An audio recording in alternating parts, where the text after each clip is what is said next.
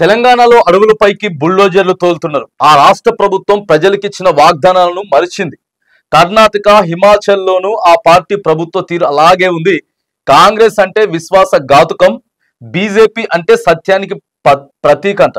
ప్రధాని నరేంద్ర మోదీ మాట్లాడుతా ఉన్నాడు. తెలంగాణలో అడవులపైకి బుల్డోజర్లను తోలుతున్నారు. మిగతా రెండు రాష్ట్రాలు ఎక్కడైతే అధికారంలో ఉన్నారో కర్ణాటక, హిమాచల్లో కూడా సేమ్ అదే సిచ్యువేషన్ ఉంది. ఎక్కడ ఎటువంటి మార్పు లేదని చెప్పి నరేంద్ర మోదీ మాట్లాడుతున్నాడు. కాంగ్రెస్ అంటే విశ్వాసఘాతుకమని, బీజేపీ అంటే సత్యానికి ప్రతీక అని ప్రధానమంత్రి నరేంద్ర మోదీ పేర్కొన్నారు. తెలంగాణలోని కాంగ్రెస్ ప్రభుత్వం ప్రజలకు ఇచ్చిన వాగ్దానాలను మరిచిపోయి అడవులపైకు బుల్డోజర్లను తోడడంతో నిమగ్నమైందని ఆరోపించారు. సోమవారం హర్యానాలోని యమునాగర్ లో వివిధ అభివృద్ధి పనులకు ప్రధాని శ్రీకారం చుట్టిరు. మరి సార్ అయితే కాంగ్రెస్ గురించి మాట్లాడుతున్నాడు, కానీ బీజేపీ ఏం మంచి చేస్తా ఉన్నది, ఎంత మేరకు మంచి చేస్తా ఉంది కూడా చెప్పాలి కదా. ఒక వేలు అటు పక్క చూపించేటప్పుడు 5,000 కూడా మరి ఇటు పక్క కూడా చూపిస్తాయి. మనం పెట్రోల్ రేట్లు ఎందుకు పెంచుతా ఉన్నాం, డీజిల్ రేట్లు ఎందుకు పెంచుతా ఉన్నాం, గ్యాస్ రేట్లు ఎందుకు పెంచుతా ఉన్నాం, కొంత ప్రభుత్వ భారం మన మీద వేసుకోవచ్చు కదా. లేకపోతే రైతులకు ఇచ్చేటటువంటి మనం ఇచ్చిన వాగ్దానాలు చాలా ఇచ్చింది కేంద్ర ప్రభుత్వం. ఇవాళ పిఎం కిసాన్ ఇస్తా ఉన్నారు, మరి పిఎం కిసాన్ ఇంకా 6,000 ఇస్తా ఉన్నారు. మీరు మళ్ళీ ఇప్పటికి 2 సార్లు గెలిచింది కదా సార్, మరి కొద్దిగా పెంచండి, పెంచి ఇవ్వండి. ఇవి కూడా ఆలోచన చేయాలి. మరి ఎదుటోళ్ళని ఏలెత్తి చూపించేటప్పుడు మరి మీరు కూడా అట్లనే చెప్పాలి. మరి అడవులపైకి బుల్డోజర్ తోడడం నిమగ్నమైందని ఆరోపించారు. సోమవారం హర్యానాలోని యమునానగర్ లో వివిధ అభివృద్ధి పనులకు ప్రధాని శ్రీకారం చుట్టారు.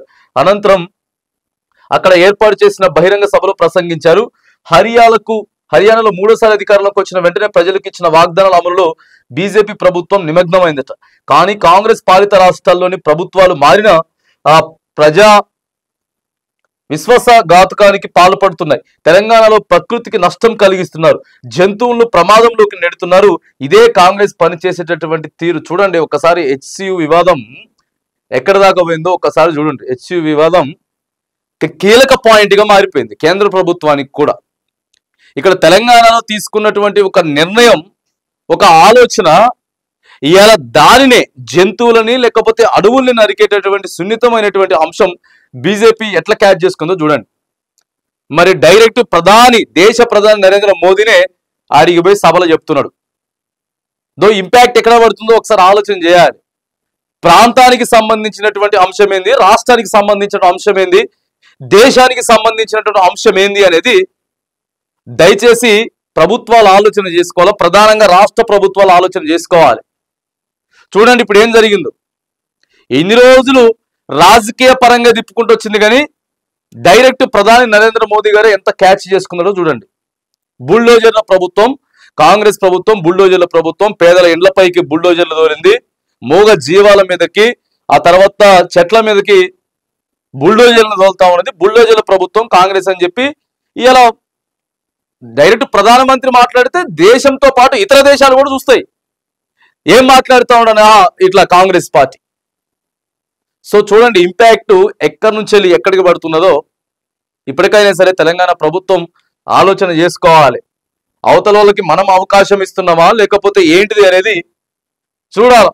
కాంగ్రెస్ పార్టీ అంటేనే ఇక పనిచేయనటువంటి పార్టీ అనే కాడికి తీసుకొచ్చారు. చేసిన మంచి ఏదైతే ఉందో కొద్దో గొప్ప అయినా సరే మనం తెలంగాణలో కొంత మంచి చేస్తా ఉన్నాం అనే దాన్ని కూడా రివర్స్ స్వీప్ కొట్టేటటువంటి ప్రయత్నం బూమరాంగ్ అవుతా ఉన్నది. ఇలా ప్రధానమంత్రి దాన్ని క్యాచ్ చేసుకుంటా తెలంగాణలో ప్రధానంగా బుల్డోజర్ల ప్రభుత్వమే నడుస్తా ఉన్నది. అడవుల మీదకి, పేద ఇండ్ల మీదకి, మూగ జీవాల మీదకి తోలుతా ఉన్నారు. ఇది కథ, కాంగ్రెస్ కథ ఇట్లుంటది. వాళ్ళ అధికారంలోకి ఇట్లొస్తుంది ఉంటే ఇట్లుంటది. మేమేం చేస్తున్నాం, కాంగ్రెస్ ఏం చేస్తుందో చూడండి అని చెప్పి బాజాప్తా చెప్పుకుంటున్నాడు. అవకాశం ఇవ్వబట్టే కదా.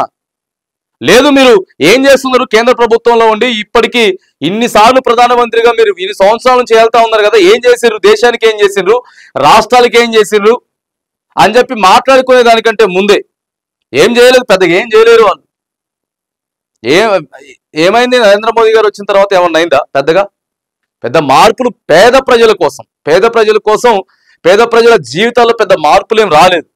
కానీ రివర్స్ స్వీప్ లో మళ్ళీ తెలంగాణలో ప్రభుత్వం ఇట్లా నడుస్తుందని చెప్పేసి చెప్పేటటువంటి ఒక అవకాశం ఒక అవకాశం తెలంగాణ ప్రభుత్వం ఇక్కడ ఉన్న పెద్దలు ఆలోచన చేస్తా ఉన్నారు. అందుకే చేసేటటువంటి ఏ పైనైనా సరే చాలా సున్నితంగా చేయాల్సినటువంటి అవసరం అయితే ఉంటుంది. లేకపోతే దేశం యావత్తు కూడా ఇవాళ తెలంగాణ హెచ్సియు భూముల అంశాన్ని మాత్రానికి బీజేపీ మంచిగా క్యాచ్ చేసుకొని సో దీన్నే నడిపిస్తారు. ఇక ఇప్పుడు ఎక్కడైనా ఎన్నికలు వచ్చినా లేకపోతే మొత్తం కూడా దీన్నే నడిపించేటటువంటి ఒక కీలక పాయింట్ దొరికింది తెలంగాణ గురించి నిన్న ప్రధానమంత్రి మాట్లాడింది.